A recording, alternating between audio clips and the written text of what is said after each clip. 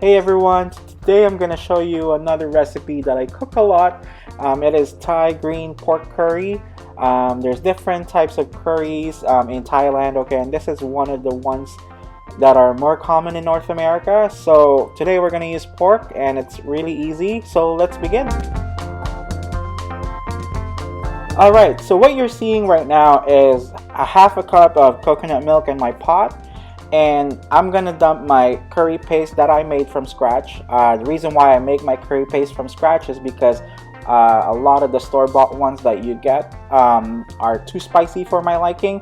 Eventually I'm gonna post a recipe for green curry paste, okay? But for the meantime, if you want to make your own, there's a great recipe up on YouTube by a chef named Pailin, and you should give it a go. And the reason why we're doing this way is because we want the coconut to eventually fry up the curry paste once all the liquid has evaporated. What's gonna happen is you'll be left with coconut fat that extracted from the milk, and yeah, that way you don't need to add any foreign fat. And other than that, yeah, just keep frying the paste until you start smelling all the herbs and spices that is added in it. The next step is to just add your pork and make sure that it's coated with the curry paste. Toss it around and just cook it for a few minutes just to develop a little bit of meat flavor, okay? And you're just gonna get that going until you start sizzles, and make sure that all the pork is coated with the curry paste. And at this point you just want to add some coconut milk, or the rest of your coconut milk I should say. And if the pork is still not fully submerged in coconut milk, you're gonna add some water.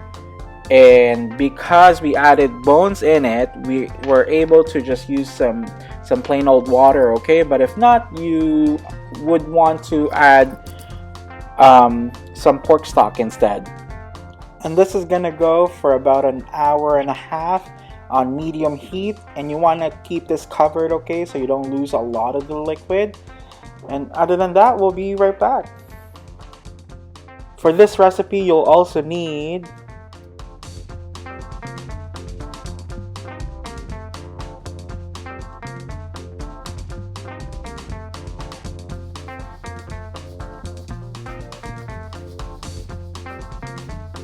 Alright guys, so after about an hour and a half, this is how it should look like.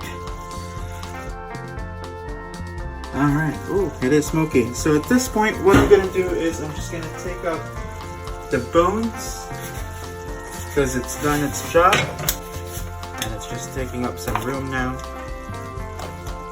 Alright, so now that you've taken out the bones, you're going to give it a taste and adjust your seasoning. And now I'm just gonna add my mushrooms.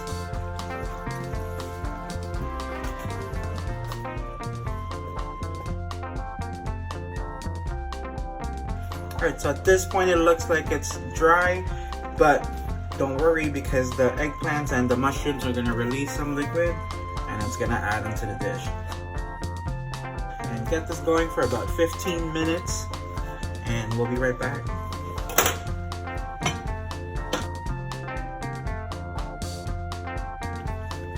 Alright, so after 15 minutes of my eggplants and mushrooms cooking, I tossed it around and checked the seasoning, and it was okay. So I added my bell peppers, my onions, and my snow peas after, and it's just cooking for about 4 minutes now. And I'm gonna turn off the heat. And this, like this, is good to go. I don't have any Thai basil. I usually put some at the end. Other than that, it is good to go. Again, best served with hot steamed rice, okay, or some rice noodles if you want to switch it up a bit. The veggies and even the meat is replaceable, okay, so use whatever meat and veggies you prefer. Yeah, nice and easy, as you can see. Any questions or concerns about the video, let me know in the comments down below. Thanks for watching and happy cooking. Bye!